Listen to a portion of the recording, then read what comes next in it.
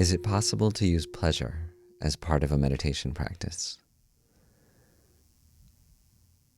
At a certain level of Buddhist practice, pleasure is something to avoid because it causes attachment.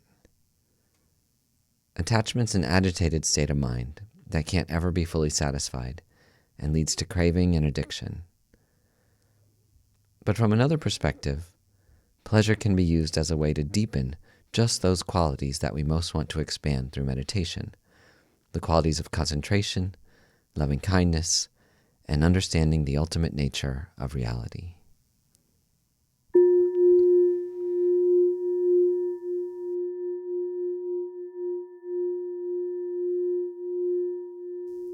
Settle into your meditation posture, cross-legged on the floor with a cushion elevating your seat, or on a chair with your legs straight.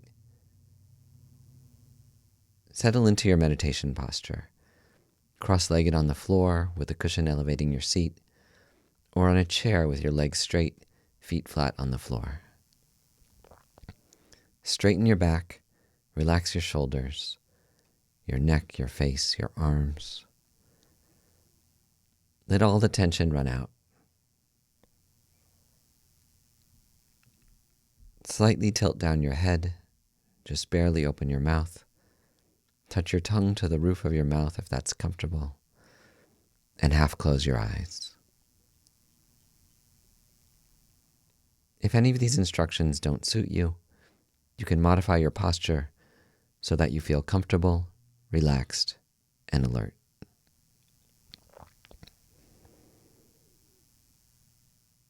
Now generate a positive motivation for meditating. We're meditating not just to relax or to increase our focus, but to bring out all our best qualities of kindness, generosity, patience, attention, ethical behavior, and an everyday joy in the wonders of being alive. In particular today, we're meditating to understand how to enjoy life's pleasures in healthy ways that further our inner development. To stabilize the mind, focus for 1 minute on the breath. Pay attention to air as it flows in through the nostrils. Then notice how there's a pause, a still moment for an instant. And then feel the breath as it goes out of your nostrils. You're feeling the breath, not observing it as if it were separate from you, but rather seeing that your breath is one of the many things that come together with the collection of atoms, cells, thoughts, and processes that you call yourself. For 1 minute, watch the breath and see that your breath is you.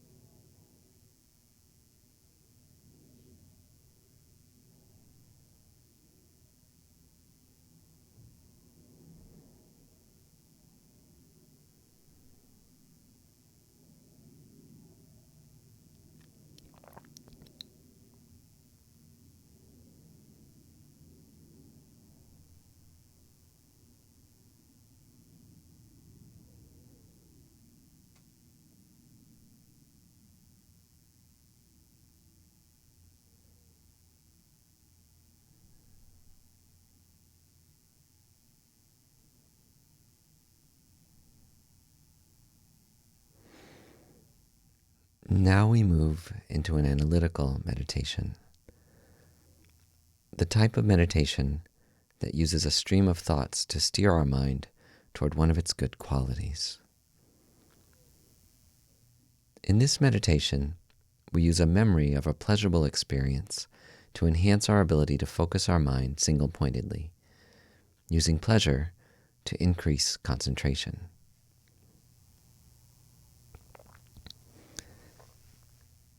Bring to mind an instance of pleasure you've had recently. It could be a sensual pleasure like eating delicious food, being in a beautiful place, a great conversation, an enjoyable sexual experience. or the fun of reading a great book, listening to a song you love, or watching a great show on Netflix. It could also be a pleasure of a good deed, like making dinner for your family, or listening to a friend who really needs help, or accomplishing something at work that benefited someone else. Don't worry right now about whether you feel strong attachment to this pleasure. Just bring it up without any guilt or worry, wishing to use a memory of pleasure to see how pleasure focuses our attention.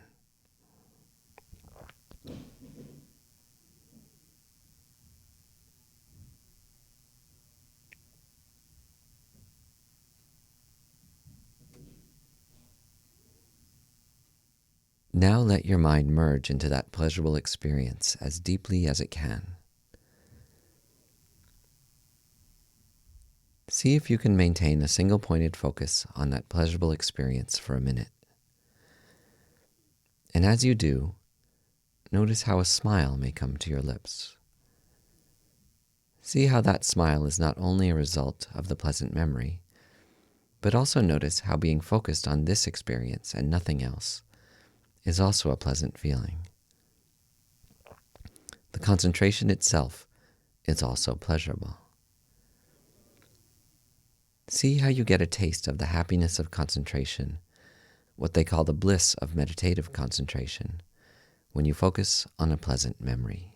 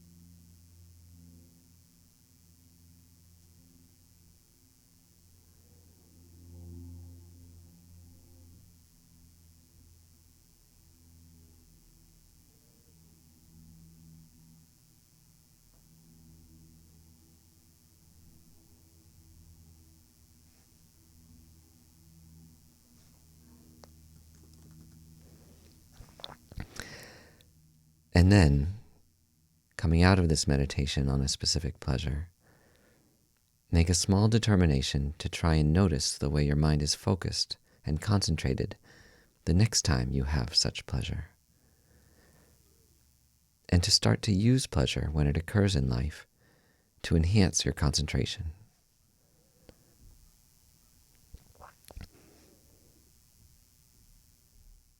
Next, we'll look at pleasure as a way to understand impermanence. Pleasurable experiences, like all of everyday life's experiences, are impermanent. Whatever that pleasure is, it runs out, it finishes, and it's often uncertain whether or even if we'll enjoy them again. If we could enjoy pleasures without the anxiety of worry about when it ends or if we'll experience it again, wouldn't our enjoyment of that thing or experience be so much greater? Then we could be fully present for that meal, that walk on the beach, or for our lover. So in this meditation, we bring to mind the same pleasurable experience, or a different one, if you like, from recent memory. Do that now.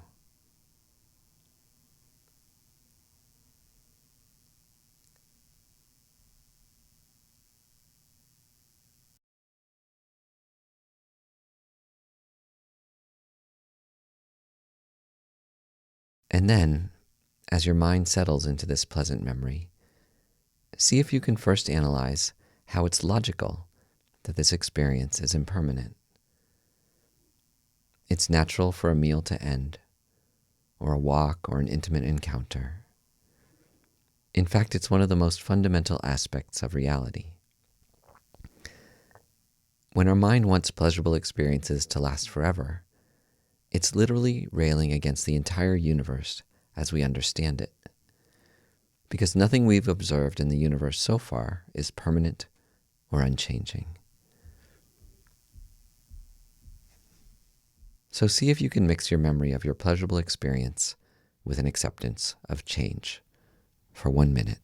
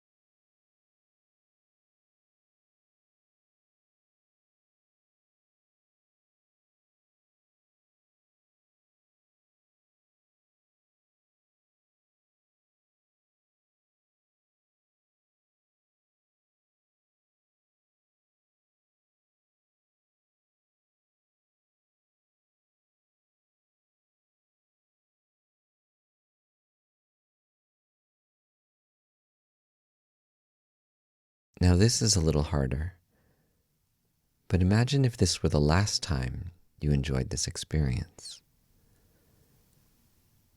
There's so many reasons it could be the last time you enjoy something, but we rarely think about this. With a friend or an intimate partner, that relationship could stop for any number of reasons. For beautiful places, we might move away. For foods we enjoy, we might be deprived of them. And of course, there's the possibility of death that eventually takes us away from all these pleasures. So see for a moment if you can simply imagine that you might be okay enjoying this thing or experience for the last time. It may be difficult, but this is only a mental exercise, a kind of fantasy to build the muscle of accepting impermanence. So do this now in your imagination. Try to be okay with the inevitable parting from this pleasure that might occur in a day or in 100 years.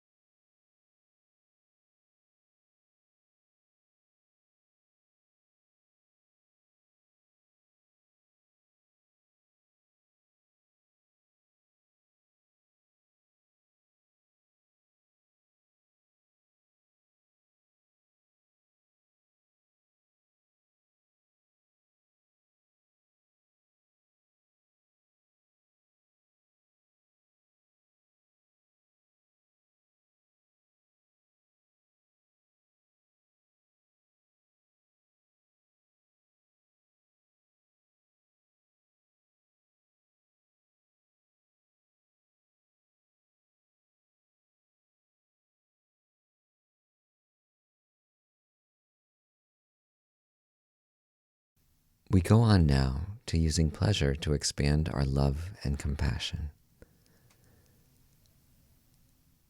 Bring to mind again a pleasurable experience. The same one is fine, or a different one if you want some variety. Settle into the pleasant feeling of that memory now. And then, in your imagination, imagine that you share this pleasure with everyone on earth. If it's food, imagine that you're giving all 7 billion people on earth this delicious meal. Or being in a beautiful place, wish that everyone on earth had the access and free time to enjoy such a beautiful place. Or if it's an experience of being with friends or family or with your intimate partner, wish that everyone is able to enjoy a good friend, a loving family, or the love and care and sensual connection with an intimate partner.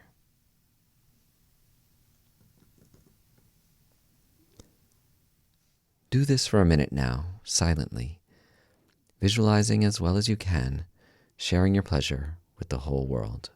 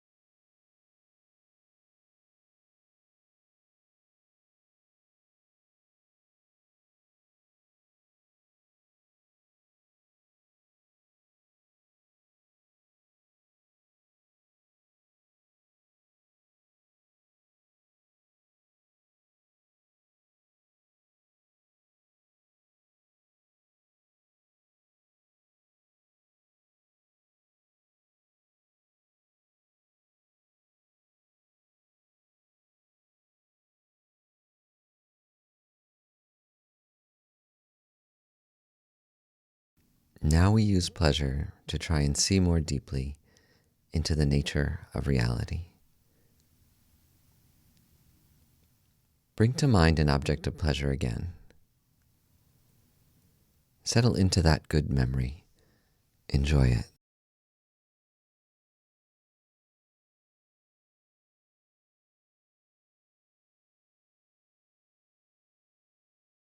Try and notice how, when we are absorbed in a pleasurable experience, we don't feel separate from it. Because it's so enjoyable and we're so focused, it's like we merge with the pleasurable experience. We fuse with it. We are that pleasurable experience in a way that shows the non-duality of reality. How, in a way, we become whatever we focus on. And the stronger our focus, the more we experience non-duality.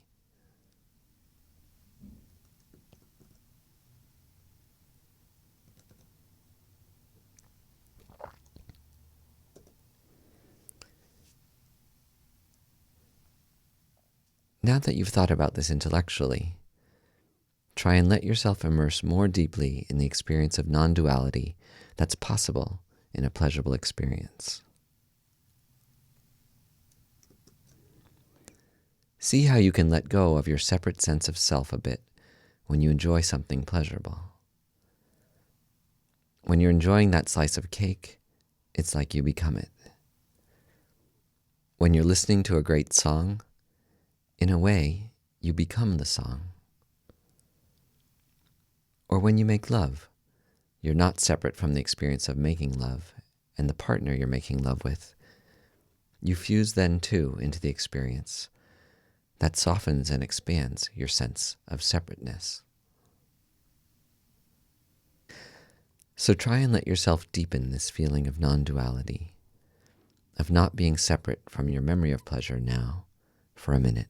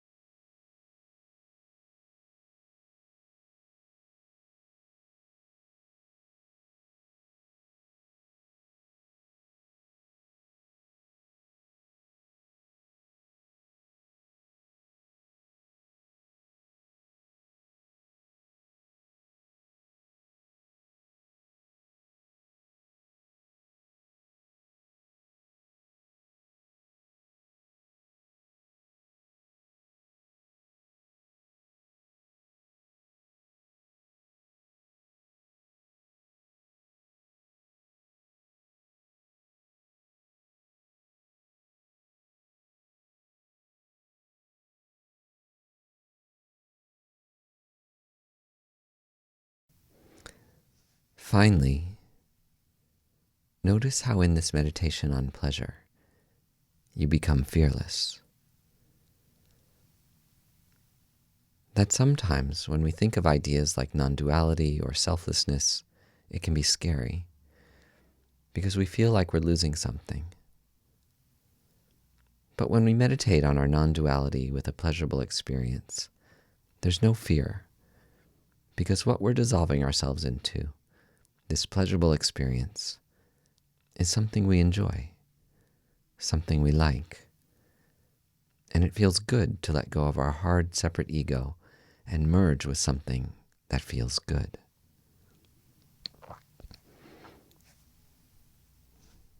Notice this now as you stay with your memory of pleasure. How even as you let go of a solid, separate, partless ego self to merge with your object of pleasure, how you're free from fear, fearless.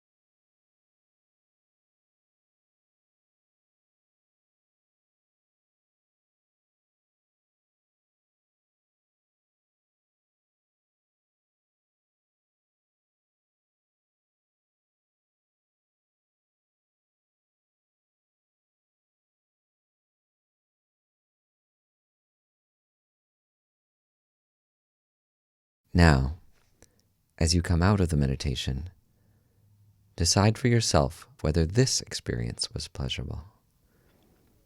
Is meditating on pleasure pleasurable too?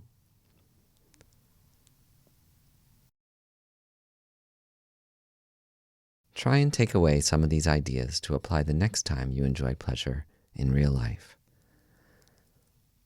The purpose of meditation isn't to be separate from everyday life, but to prepare us to have the same constructive thoughts and feelings and realizations we had on the cushion in real life.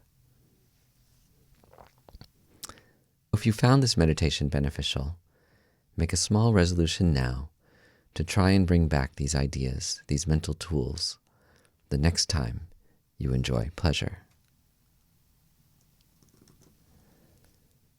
Remember how we can use pleasure to increase our concentration.